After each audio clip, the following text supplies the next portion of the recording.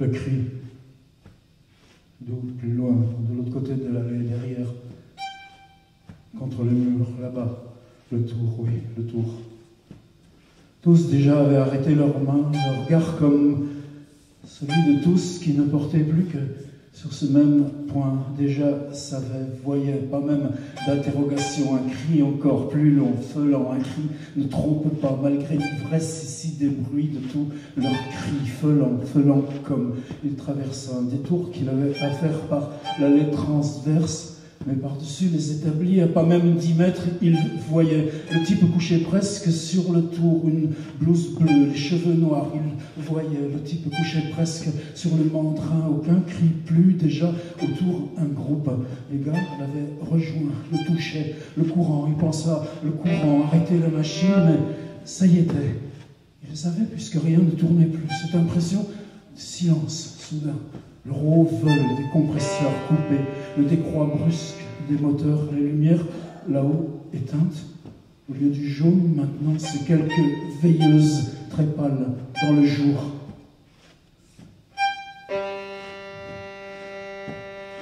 La sirène brutale, deux déjà qui ont pris le type sous les épaules, le relèvent. La tête lui tombe sur le côté, la bouche ouverte, mais le visage intact, comme très blanc. Oui, c'est jeune. Un intérim, 4 mois qu'il est là. Justement, ils en avaient parlé la semaine passée, puisque les intérims ne peuvent rester plus de 3 mois. Loi sur l'embauche, mais au bout du temps, le chef du personnel l'échange d'office de patron. T'as rien qu'un papier à signer pour le gars, un jour de congé payé sous table, puisqu'il faut 3 jours d'interruption légale entre les contrats, dimanche compris. Pratique si courante, un jeune aux cheveux noirs, pâlisse, bouffant, plutôt la limite du frisé. Jeune, vraiment les cheveux mi-longs, et une boîte d'intérim, d'ailleurs dirigé par le beau-frère de, tu sais, lui, il le reconnaissait bien, le jeune, encore en 4 mois, il n'est pas fait connaissance, en 4 mois, on ne peut pas connaître grand monde, et il l'avait dégagé, mais si lentement. Activité, mais comme ralenti. La sirène, toujours présence de cris par-delà son étouffement. Eux rapprochés à différentes distances, immobile, attendre vers le groupe, là-bas, la tête du type glissée sur le côté gauche, entr'ouverte, semblant ne rien voir. Dans les pommes, sans doute, temps vidé. Lui n'approchait pas plus, quoi faire de mieux? Pas la peine de se marcher sur les pieds, de se gêner. Un gars là-bas qui lui soutenait le coude. Le type aux yeux fermés, les paupières marquées, gonflées, un ovale large, plus mauve, sur le visage blême, très grande. Tenait le coude à l'horizontale, reculant lentement, s'éloignant maintenant de la machine, retrouvant des gestes plus vifs, la course à nouveau bousculée du temps. La tête roulant vers l'arrière, menton remplaçant les yeux. La bouche abaillée au verrière là-haut, aspirant, et le bras, tu le voyais maintenant, le bras comme si ni sang, ni plaie, comme mélos, du rouge, et puis la main à pendre, raide et blanche, et comme à l'envers, voir, seulement voir, et bousculé par les types de l'entretien qui amenaient le brancard, reculant, s'appuyant contre un poteau derrière. La sirène décroissait, finissait de vomir, un air miaulant, le grave qui se dissipe dans un silence qui n'était plus que ça, silence. Un silence comme on souffle. Maintenant, il fallait agir vite, agir, oui, là-bas, l'attroupement, le bras à nu, l'afflux du sang, la type à terre, et les autres à son côté, qui posent un garrot, secouriste nécessaire, utile, découvre tous les ans, volontaire. Lui aussi, il voudrait se redresser tout très vite, laisser passer, se ranger. Et devant toi, le type, il rouvre les yeux, on se les croise les yeux, reculés contre le poteau. Eux, ils foncent dans l'allée déjà, une marche glissée, tu vois, de travers pressé pour le brancard. 3 de l'entretien et 1 de l'atelier. Au bout, déjà, l'autre attroupement. Les portes tenues ouvertes et l'éclat du feu sur la brillance de l'ambulance blanche derrière, ouvert comme un ventre, son clignotant violet. L'infirmier qui se détache du groupe et vient sur l'avant, silhouette seulement dans l'allée, au milieu, organisé le temps déjà. Tous eux qui se regardent ballant comme, mais plus rien. Un vide autour de la machine, ballant comme un cercle, pas de sang et de la sueur. Ils ont déjà jeté de la sueur là-bas sur le sang, rien à voir. La machine inerte, immobilité de tout, immobilité de ailleurs. Pourtant, les bruits qui se refont, s'agitent encore, sans se rythmer. Première meule, moteur, marteau, une vieille bécane, cette machine, amenée ici pour les encas, les retouches, on y faisait la bricole, voir la perruque déclassée de l'atelier d'usinage, amenée ici chez eux, les ajusteurs tous, autour de la machine, un vide, un silence, trop vieille, la machine, dangereuse, la machine, et leur silence à eux, lourd déjà de mots, au milieu des bruits qui ont repris, sont à nouveau ceux du quotidien.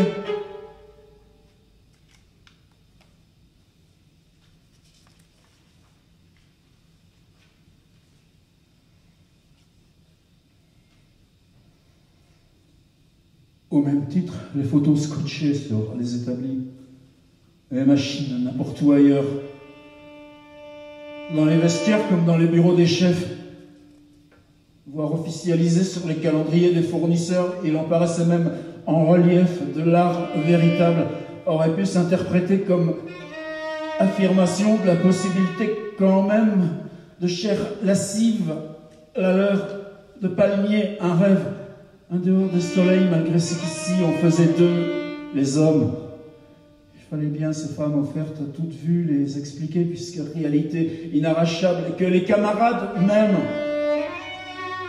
s'exposaient sur chaque établi les pages déchirées des magazines maculés, de bites contre la bouche ou entre les jambes disproportionnées, énormes, dégoulinantes, images charnues, lèvres prêtes à sucer, ou même activités de vainer dans les vagues tropicales, comme si chaque machine eût participé à ce concours des maisons fleuries qui occupaient tant parmi eux les pères de famille, payant sur 20 ans le pavillon.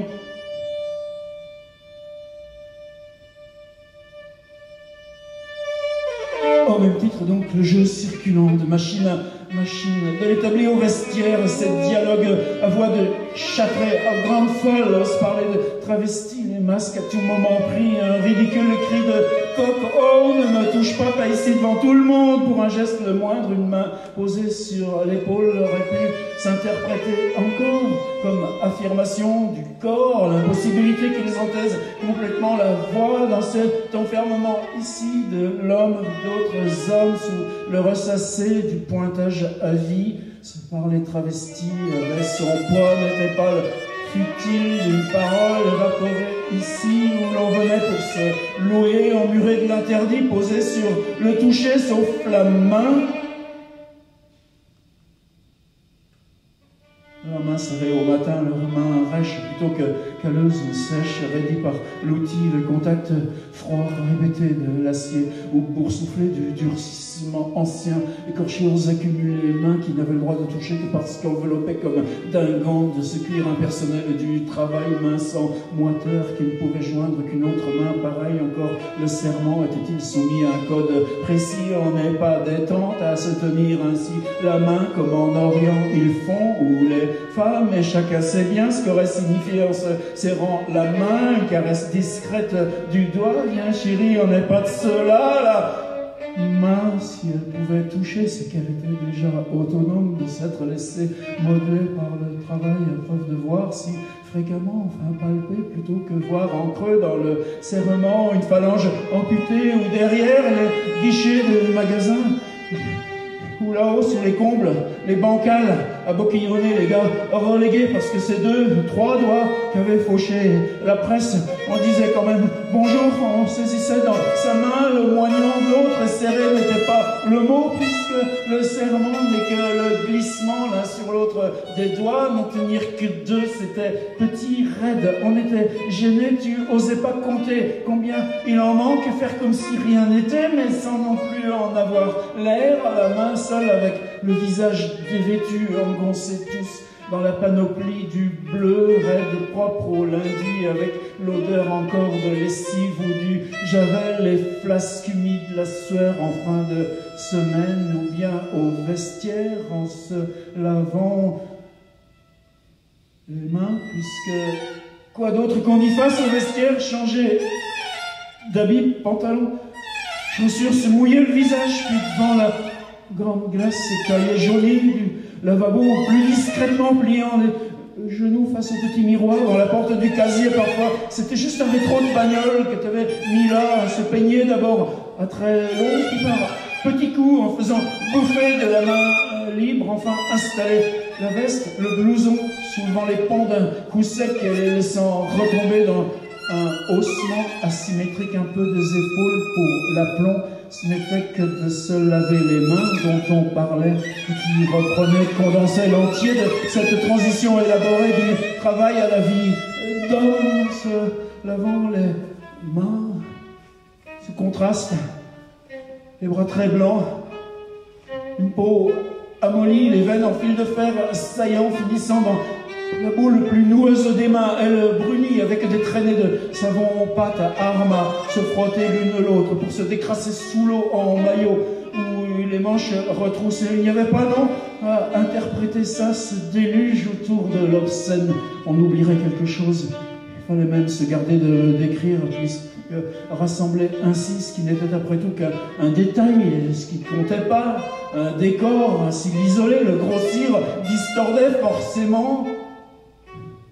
Rien de ça de tiré à conséquence, comme les plaisanteries grasses, qui étaient là juste pour permettre qu'on rie un peu. Il fallait pourtant en passer par ces images, ces jeux, pas effacer un tel aspect de leur paysage, leitmotiv de l'obscène, misère des vannes si fines, toujours les mêmes qui voulaient prouver le mal, qui signifiait autant que péter un coup au Rotéo quand il passait le chef, encore un qu'ils auront pas, tu disais, mais le hankage, celui-là, le refus du beau langage poli, édulcoré, des cravates était encore un tour, où la marchandise les jouait, confortait par là encore ce qui aidait à les écraser pour circuler dans l'échange. Cela s'arrêtait aux mots, cette illusion de prise où se parlaient les jouets, ma femme, disait-il, comme ma bagnole.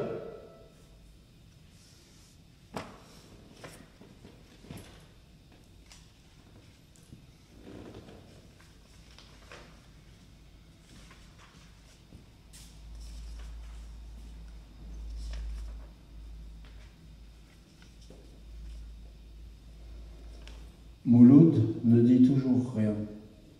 Je le regarde travailler, ça n'a pas l'air difficile. Sur chaque carrosserie qui arrive, les parties métalliques qui constituent la courbure au-dessus de la fenêtre avant sont juxtaposées et clouées, mais laissent apparaître un interstice. Le travail de Mouloud est de faire disparaître cet interstice. Il prend de la main gauche un bâton d'une matière brillante, de la main droite un chalumeau, coup de flamme, une partie du bâton fond en un petit tas de matière molle sur la jointure des plaques de tôle. Mouloud étend soigneusement cette matière à l'aide d'une palette de bois qu'il a saisie aussitôt après avoir reposé le chalumeau. La fissure disparaît, la partie métallique au-dessus de la fenêtre semble ne plus se composer que d'un seul tenant. Mouloud a accompagné la voiture sur 2 mètres. Il l'abandonne, le travail fait, revient à son poste, à son point de station, attendre la suivante. Mouloud travaille assez rapidement pour avoir un battement de quelques secondes entre chaque voiture, mais il n'en profite pas pour remonter la chaîne. Il préfère attendre. Voici une nouvelle carrosserie. Bâton brillant, coup de chalumeau, la palette, coup vers la gauche, vers la droite, de bas en haut. Mouloud marche en travaillant sur la voiture. Un dernier frottement de palette. La soudure est lisse. Mouloud revient vers moi, une nouvelle carrosserie s'avance. Non, ça n'a pas l'air trop difficile. Pourquoi il ne me laisse pas essayer? La chaîne s'arrête. Les ouvriers sortent des casse-croûtes. La pause, me dit Mouloud. Il est 8h15. Seulement? Il m'a semblé que s'étendaient des heures dans cet atelier gris pris dans le glissement monotone des carrosseries, les éclairs blafards des chalumeaux, cette interminable dérive de tôle, de ferraille en dehors du temps. 1h15 seulement.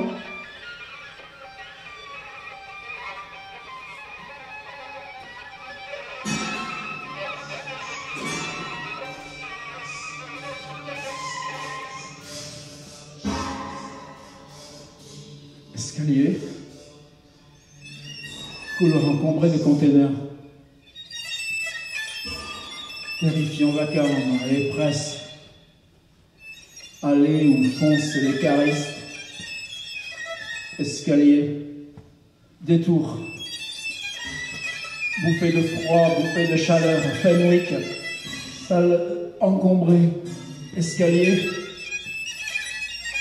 une salle qui me paraît immense. Explosion de bruit strident de couleur criarde. Des postes partout, une chaîne interminable qui court sur le côté le plus allongé d'un vaste rectangle et d'autres chaînes plus petites, perpendiculaires, transversales, obliques, de petits établis avec des gens en train de gainer, de percer, de tailler, de visser, un mouvement d'éléments en tous sens. Par terre, à hauteur d'homme, au plafond, et le défilé de voitures colorées, brillantes, vives. Ces couleurs me frappent. Un choc après la grisaille des tôles crues de l'atelier de soudure. Et aussi les bruits, mais beaucoup plus divers, discordants. Un choc, oui, mais pas agréable. Cette lumière artificielle, ce vacarme différent sont aussi difficilement supportables que l'étaient chez Gravier. Le glissement des tôles et la répétition cyclique des bruits chez Gravier. Il n'y avait que du métal, ici c'est autre chose.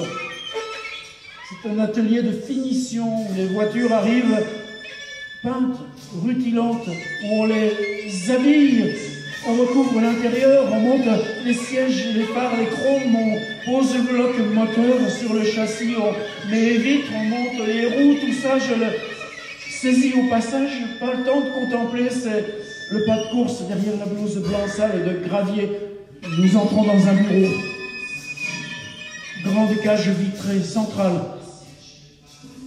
Un autre contremaître est assis derrière une table, petit, gros, à moitié chauve. Gravier me présente en 2 mots et file. L'autre attend là.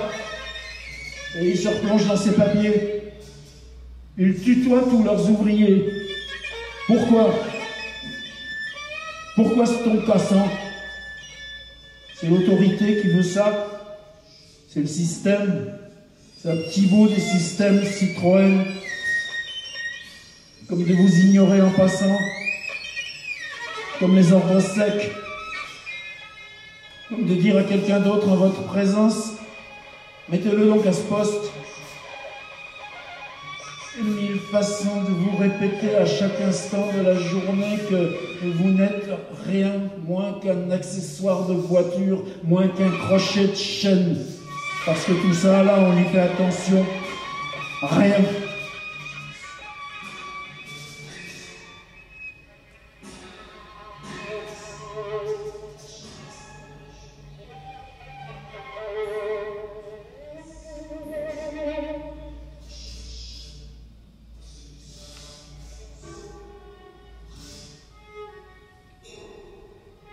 On se concentre sur les petites choses. Un détail infime occupe une matinée. Y aura-t-il du poisson à la cantine ou du poulet en sauce? Jamais, autant qu'à l'usine, je n'avais perçu avec autant d'acuité le sens du mot économie. Économie de gestes. Économie de parole, économie de désir, cette mesure intime de la quantité finie d'énergie que chacun porte en lui, que l'usine pompe.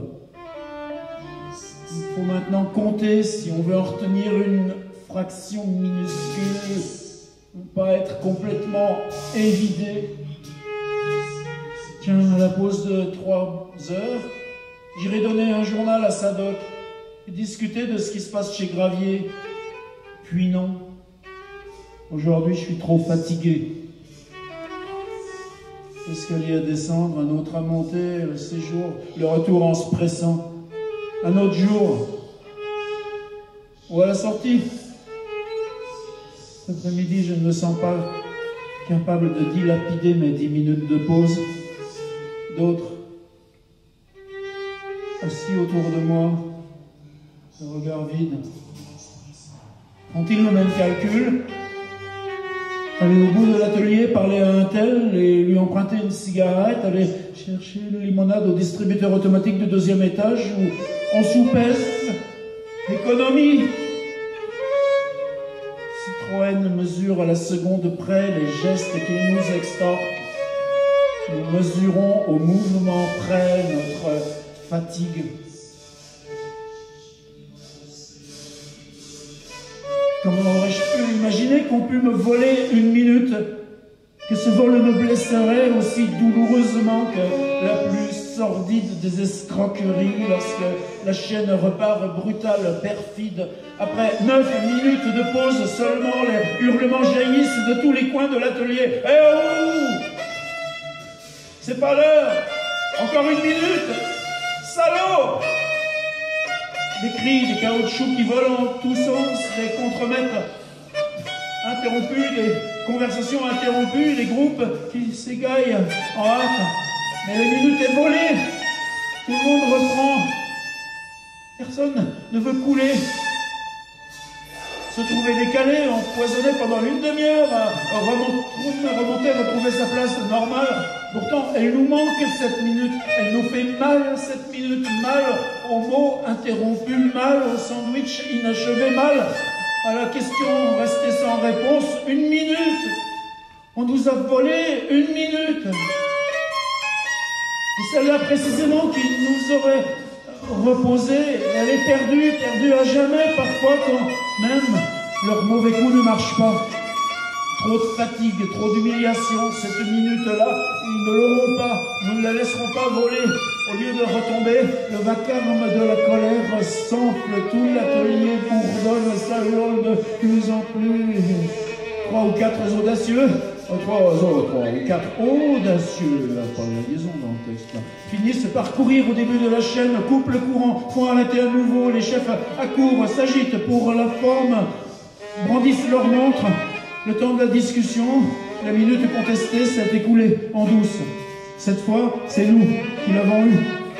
La chaîne repart sans contestation. Nous avons défendu notre temps de pause. Nous nous sentons tellement mieux, reposés. Petite victoire. Il y a même des sourires sur la chaîne.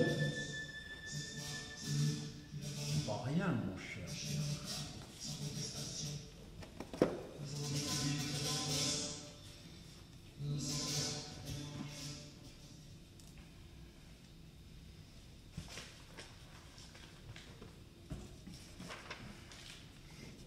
Deux petits passages de Jean-Paul Gou, Peugeot, Montbéliard.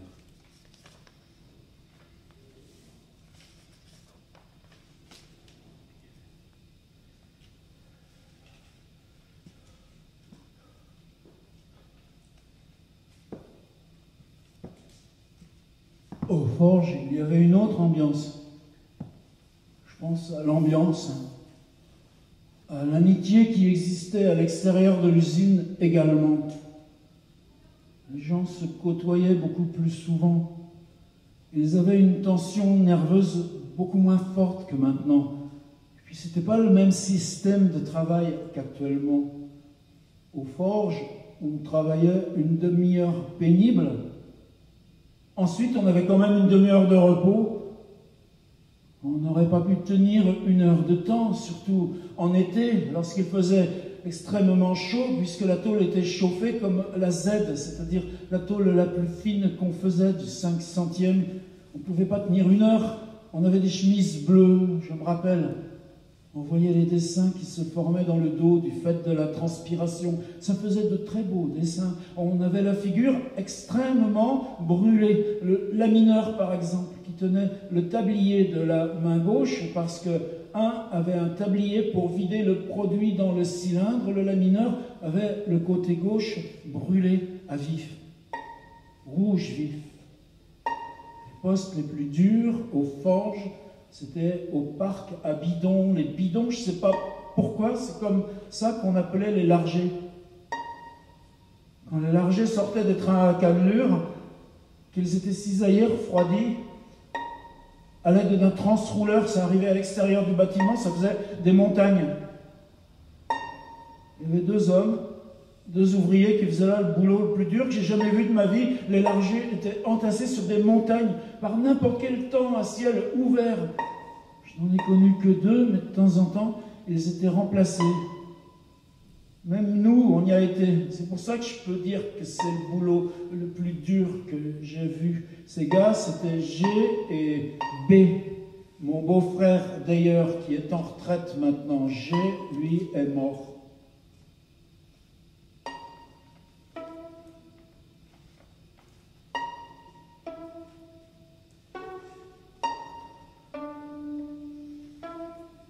Un film qui a été fait à partir de textes de Jean-Paul. C'est un type qui agrafe les sièges. Ça s'appelait Le sang des autres. Je ne sais pas si vous vous souvenez de ça. La question, c'est tu chômes ou tu chômes pas? Tu viens travailler parce que tu bosses sur la 205 ou tu travailles pas? Alors quand tu travailles à deux, parce qu'il y a deux payes, à la limite, une ou deux journées de chômage, ça peut t'arranger parce que tu n'as pas besoin de ça pour vivre. Enfin, tu arrives à tourner, mais le mec qui travaille tout seul, il va essayer d'arriver à être muté sur la 205 pour travailler, pour pas chômer. Simplement, c'est mesquin, c'est 50 balles, hein, c'est pas des fortunes qui sont en jeu, mais c'est comme ça que ça se touche. Et puis, il y a les augmentations au choix. Rester ou pas rester sur un poste en chaîne toute ta vie. Voilà à quoi ils servent, les chefs d'équipe. Il y a aussi les postes de punition sur les chaînes. En garniture, il y en a 3. C'est les postes de chargement.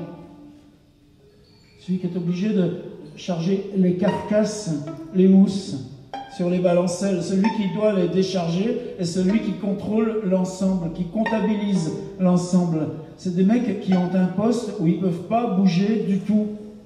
Ils ne font jamais un siège. Ils passent leur temps à décharger des tonnes de merde, quoi. De ferraille, de mousse, de conneries. Et ça, c'est les postes de punition. J'ai un jeune copain qui est délégué. Il était moniteur au centre de vacances du CE. Ils l'ont mis au premier poste la semaine dernière. Poste de punition. Trop grande gueule, tac. Et le mec maintenant, mal au rein, mal partout. Alors, il est sage, ben, peut-être qu'il aura le droit de travailler autrement. Travailler autrement, ça veut dire retrouver un poste en chaîne. Il y a une hiérarchie de valeurs des postes, comme ça, que Peugeot connaît très bien, que la maîtrise connaît très bien, et que les organisations syndicales veulent ignorer ou font semblant d'ignorer, parce que, à mon avis, on a quand même un gros semblant d'ignorer. Ils ne veulent pas en parler, oui, et puis ça n'existe pas, les postes de punition chez les professionnels. TP3, tu fais du boulot de P1. C'est à peu près tout ce qui se passe. Les mecs de l'OG, ils gueulent parce qu'ils font du boulot dégueulasse, c'est parce qu'ils sont sur les presses de temps en temps, dépanner des mecs, c'est pas leur boulot de le faire. Mais quand tu es OS, le poste de punition, c'est jouer avec ta santé. C'est plus la même chose, je veux dire, c'est pas au niveau du fric, c'est directement ta santé. Et tous les jours, quand tu ressors, t'as mal au rein, l'impression de crever.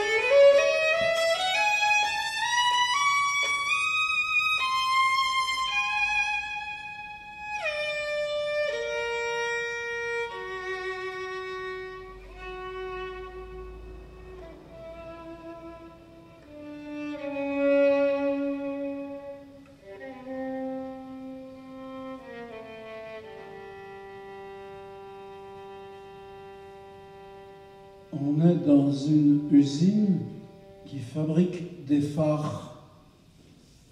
C'est un quartier de la ville, un peu en dehors du centre. Une petite rue. On y est arrivé enfin. L'usine est là. On la voit. Elle est dans la cour. Un cadavre léger. Elle est là. Elle ne bouge pas. Masse usine. On la connaît. On est devant, dans la cour, on pense, on la connaît. L'usine est très grande, en plusieurs morceaux, désarticulée et pleine. L'usine, elle est là, elle ne bouge pas. L'air est humide, elle suinte.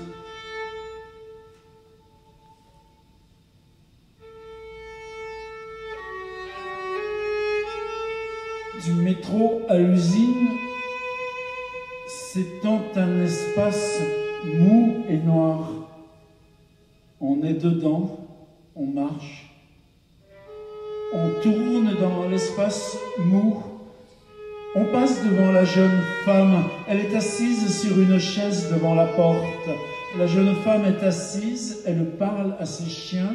Il y a une bouteille par terre, c'est sans importance. La jeune femme est là, infinie.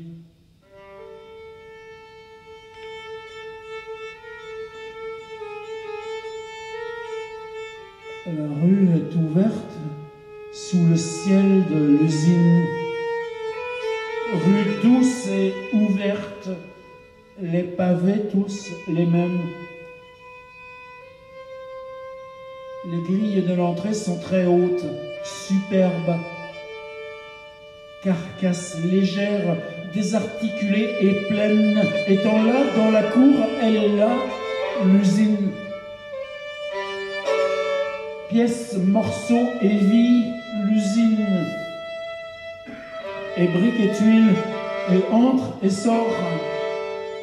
Et droite et gauche, et briques et tuiles, et mou et gras, et tourne, et vie, en bois et clous, en fer, et entre et sort, et tourne, et bruit, jamais un cri, l'usine. Pièces, morceaux et vie, l'usine en fer, en vie, en briques et tuiles, et rentre et sort, et vie, et clous, on ne sait pas. On ne peut pas savoir. La rue est une rue sous le ciel de l'usine.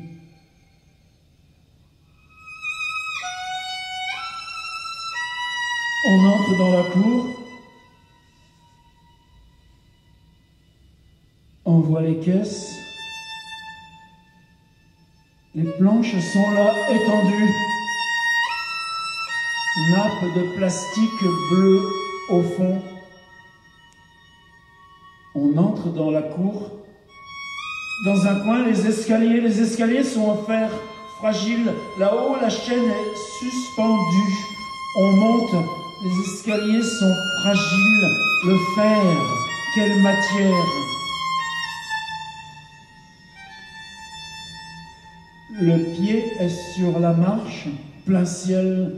Le fer est si mince. On monte.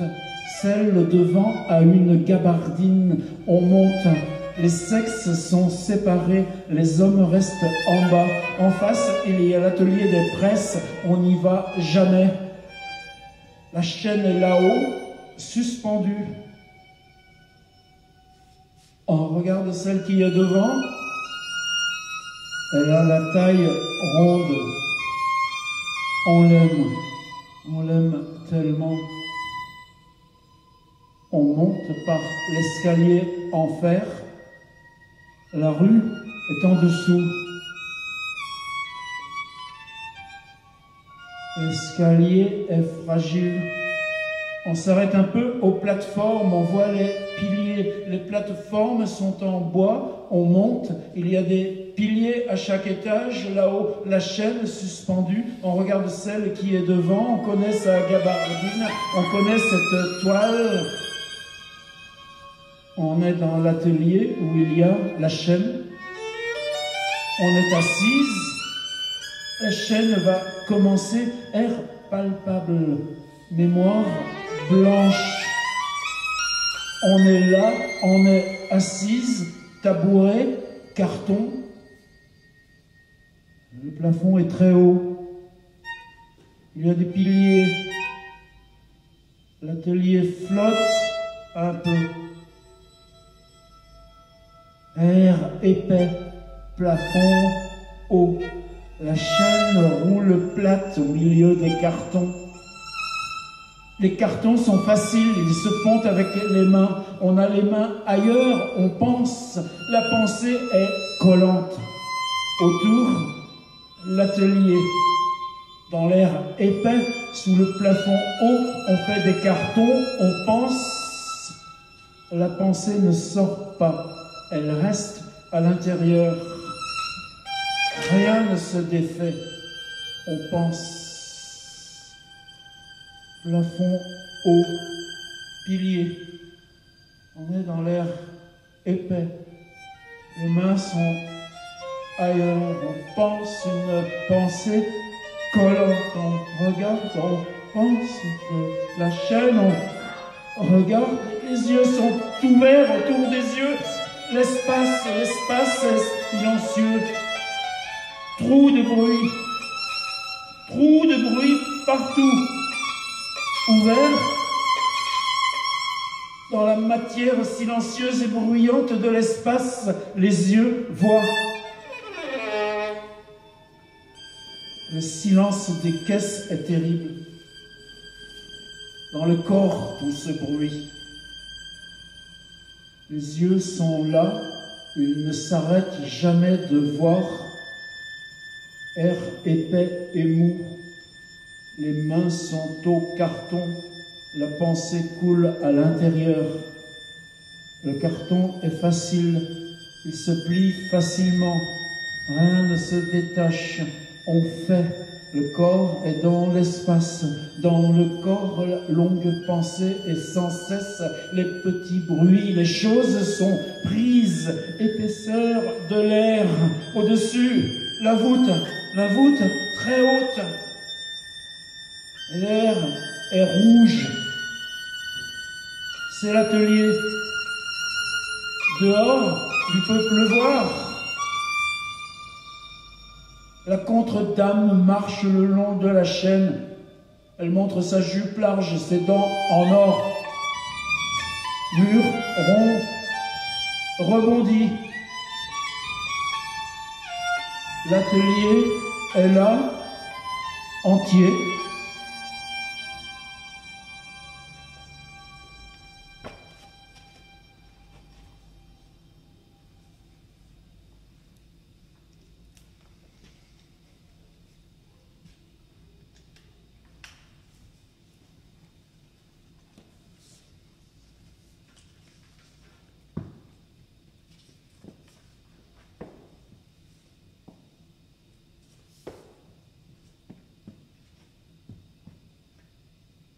La meuleuse à air comprimé, la baladeuse qu'on m'avait donnée à Spey dans la Sarthe, en intérim, pour enlever la rouille au fond d'une cuve de 12 mètres de long, 2 mètres de diamètre. Il faisait 35 degrés et il était pendu à 15 mètres du sol. Et ça avait duré 3 jours, à 10 heures par jour.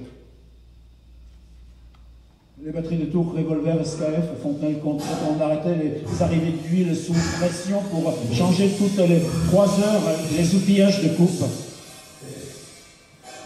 Moscou. Les alignements d'antiques fraiseuses, les femmes qui étaient préposées, la citerne des Kvass à 5 kopecks le verre, et le repas qu'on amenait chaque midi sur la machine même. Ils tendaient une nappe blanche, et le menu, pendant 2 mois, ça n'avait pas varié, ni les banderoles à la gloire de l'effort qu'ils accrochaient encore aux charpentes. Arrivée la démonstration à l'école d'ingénieurs arts et métiers Bordeaux de la machine à électro-érosion reclassée de chez Dassault, l'aquarium rempli d'huile jaune, le mystère de l'électrode qui enlève le métal sans contact. Un apprentissage qu'on y faisait aussi d'un marteau pilon de 30 tonnes commandé par pédale, les deux mains sur les poussoirs de sécurité et comment le sol au rebond tremble, la pièce minuscule qu'on sort ensuite de là-dessous. Le chalumeau oxyacétylénique qu'on nous remettait à Longouille pour descendre sous le laminoir et ramper, en rampant, découper les boulons qui retenaient les bords usés de fonte lames de 8 cm d'épaisseur, presque sciées chaque année par le frottement du ruban et ses boucles éblouissantes, la flamme bleue devant la figure allongée sous l'acier, la boue qui flambe, qui sous ton nez flambe, le bouchon quand même, le boulon quand même, qui saute les efforts qu'il fallait faire pour la réassembler, la cage. Moscou, les blocs de titane, métal que je n'avais jamais connu qu'en échantillon minuscule, qu'on nous amenait pour les essais de la soudeuse à faisceau d'électrons, la vapeur métallique, son odeur quand on réouvrait l'enceinte à vide, et le fraiseur héros médaillé du travail qui devait à 50 ans apprendre en suant le maniement sur 4 axes du canon de 60 kW et ses commandes juste avec les doigts depuis l'autre côté du blindage.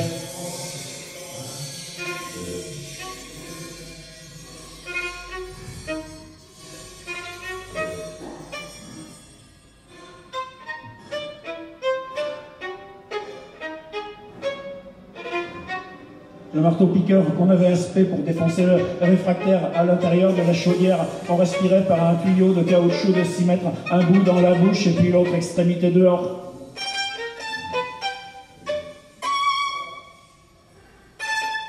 À Göteborg, 10 jours en Suède, en décembre, ce chantier naval désaffecté, l'absence de toute machine partie, cet écho dans les halls vides, des essais de soudage par ventouse sur des éléments sous-marins, mais ça n'avait jamais encore réussi à marcher, ça ne marcherait pas. Mais ces cargos chargés de glace qui, pour sortir de la Baltique, défilaient devant les vitres de la cantine où on vous servait chaque jour poisson bouilli, pommes de terre chaude en bac au milieu de la salle et d'office un verre de lait froid, un grand verre.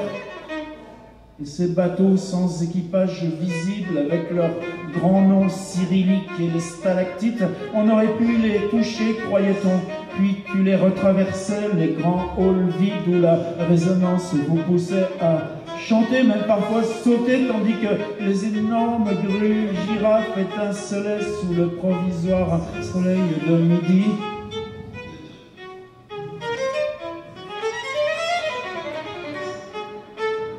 Le forgeage automatique des roulements à billes SKF dans l'usine sans fenêtre de Fontenelle compte la barre de métal serrée, écrasée, pour en faire cette rondelle de triple diamètre. Les 2 bagues qu'on en extrayait à rouge envoyées vers le traitement thermique. Et l'homme qui pilotait tout seul l'installation, l'échelle qu'on montait pour lui rendre visite. Elle est morte maintenant, l'usine.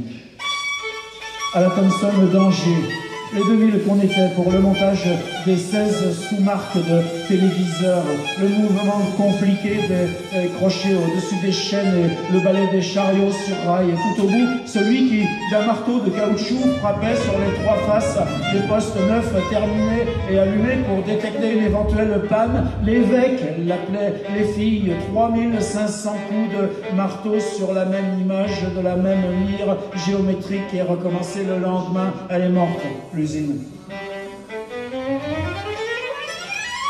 À Moscou, le pont roulant, on en avait demandé l'usage pour décuver notre transformateur haute tension de 40 kV redressé qu'on envoyait sur l'anode de cuivre à 2 mm du filament de tungstène chauffé à blanc sous les 1500 Hz pour que les électrons arrachés, accélérés, focalisés traversent les 10 cm de titane sous vide, palette des réacteurs pour les tupolef sous les rails de l'enceinte. Comment 3 jours après, nos diodes haute tension toujours en panne, on nous amenait 4 costauds au bon sourire, haute pommette, en nous disant « Le voilà, le pont roulant ».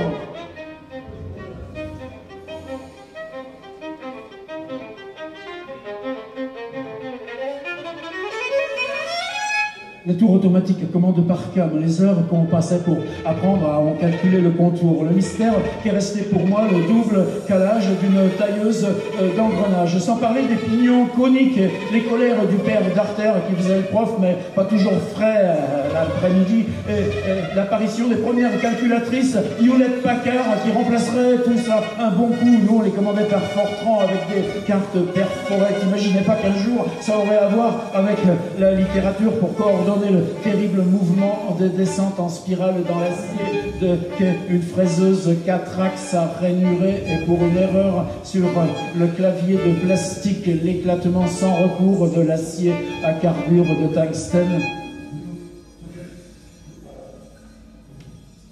À Longwy, le blooming.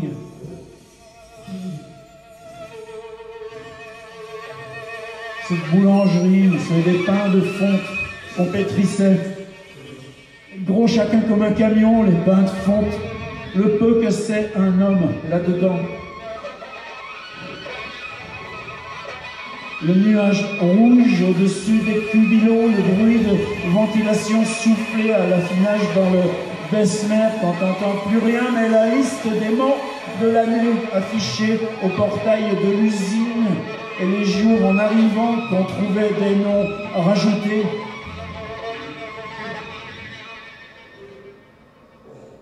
Mémoire machine, les pompes de sécurité pointure 43 au bout renforcé qu'on touchait une fois l'an, mais l'odeur que ça avait dans le clavier, dans le casier en tôle le lundi matin quand on les reprenait.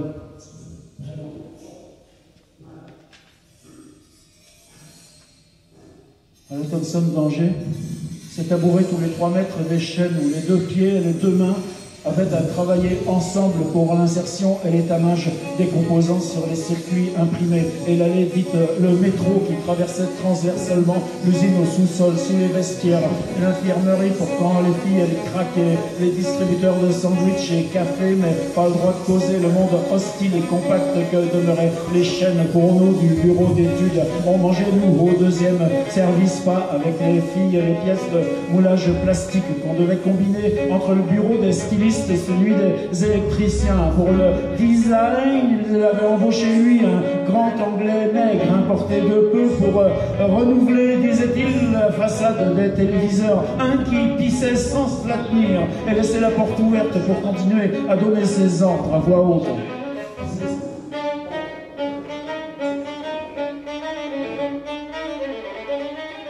À la Société européenne de propulsion de Vernon dans l'Eure, les 3 mois passés en prenant chaque matin à 5 heures le train de Saint-Lazare avec ses habitués au jeu de cartes automatiques, l'ambiance d'hôpital que c'était dans le hall d'assemblage du 3e étage d'Ariane. Et ce type qui s'était débrouillé à monter un avion entier, rien qu'à lui, avec la perruque raflée à l'usine. J'y avais contribué en détournant un tableau miniaturisé de 30 fusibles.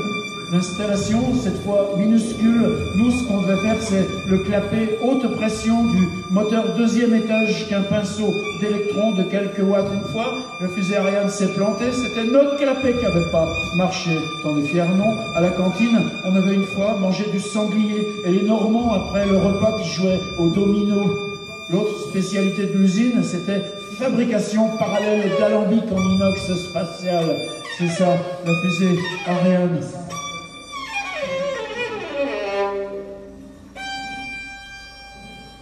Une fois, pour un dépannage d'une journée, j'étais en Belgique, à Charleroi, et qu'au soir, sous la pluie, en attendant le train du retour, c'était dans un bistrot, le Verlaine. Que déjà, ça commençait à compter. Le virage était fait dedans. Je voyais des signes à la suite. De toute façon, on avait aussi une machine à Charleville-Mézières, dans une usine de boîtes de vitesse.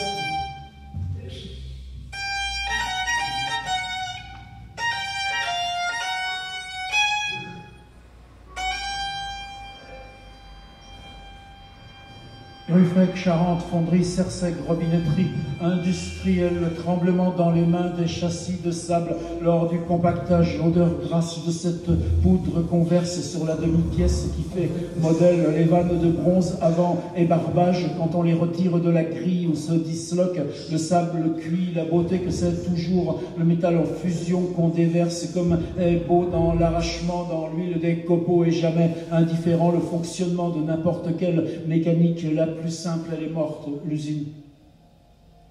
Et deux types, Cerseg, Ruffec, qui m'avaient promis pour une plaisanterie de cantine de me faire la gueule le soir, moi l'étudiant, pour travail d'été, les jetons que j'ai eus ce soir-là, en traversant le parking.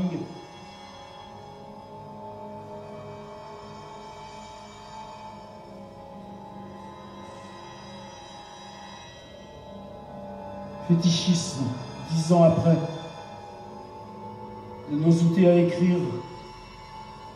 On reste au milieu les jouets apprivoisés de l'usine. Un tournevis, ton fer à souder encore réparé de Chatterton bleu. Le même promené là-bas et là-bas. T'as un marteau aussi, toujours marqué Siaki, tu l'as gardé. Et la petite pince à dénuder, tout cela. Défalqué du compte de départ, 10 ans après, donc présent encore sur ta table à écrire comme s'ils y avaient à y faire. Siaki, Vitry, elle est morte, l'usine.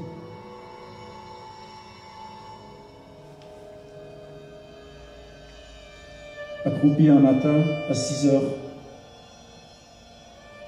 Baba, Atomic Research Center, Bombay, mai 1979. Dans le fond de l'armoire de puissance, pour revisser la serrure de sécurité desserrée. En sueur, l'épaule gauche contre les 3 barres conductrices du 440 volts triphasé, tenant d'une main ta clé, de l'autre le petit boîtier de serrure. Oh, c'était pas compliqué, mais voir soudain 1 mètre au-dessus de ta tête s'enclencher le triple contacteur à relais, le quart de seconde qu'il faut pour s'éjecter de la trappe où tu es accroupi, coincé. Comment ça suffit à la plus violente peur, faute de la colère qui ne vient qu'après? Comment le gars, je l'ai boulé à 3 mètres et quand il s'est relevé sans son anglais d'école pour bafouiller seulement qu'il voulait savoir si l'autre n'était pas coincé aussi. La honte pour moi, avoir jeté le petit gars, lui qui devait faire 15 kilos de moins que moi. Comment ce jour-là je les ai plantés, eux et leurs machines. Mais c'est pas tout de suite que t'as peur. C'est 1 an après que t'as peur. C'est là que tu commences à écrire l'usine.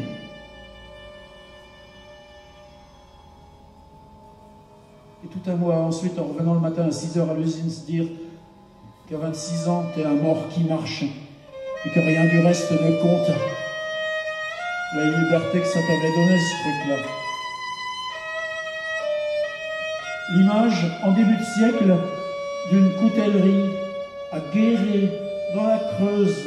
Un train de roues au plafond, autant de courroies, entraîne une batterie de grosses meules parallèles, des tables en bois réglables, inclinables, où les hommes se couchent tout du long, la tête qui dépasse comme une guillotine pour avoir les bras devant les courroies au-dessus de la meule. Et sur l'ancienne photographie, le contremaître, lui, en arrière, appuyé à la cloison, un geste convenu comme se curer les ongles. Et qui de tout ça?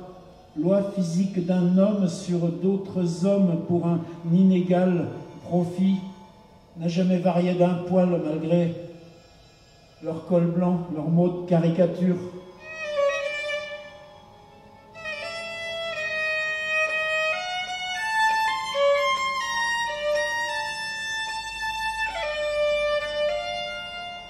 Les rêves qu'on fait, jusqu'si longtemps après,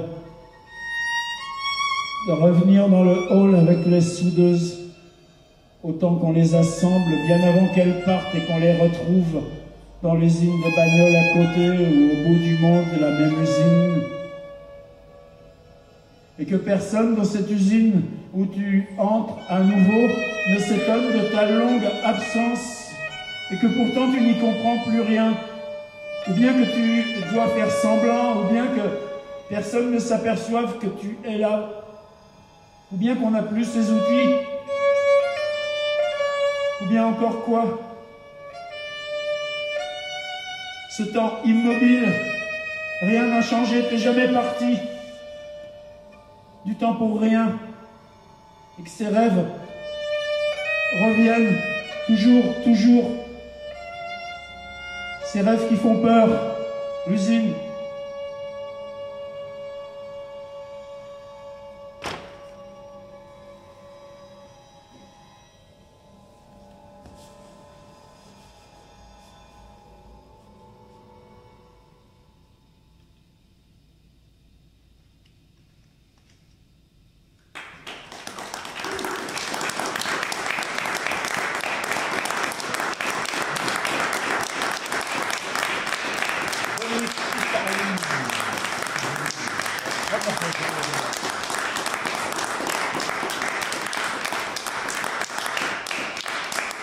En fait, il y en a un troisième qui joue, c'est Christophe Hauser derrière, c'est lui qui fabrique la multidiffusion, et Géraud, donc du théâtre ici, qui lui nous a installé tout ça. Merci. Oui, pardon. Jackie pour la lumière, et merci Dominique pour la confiance.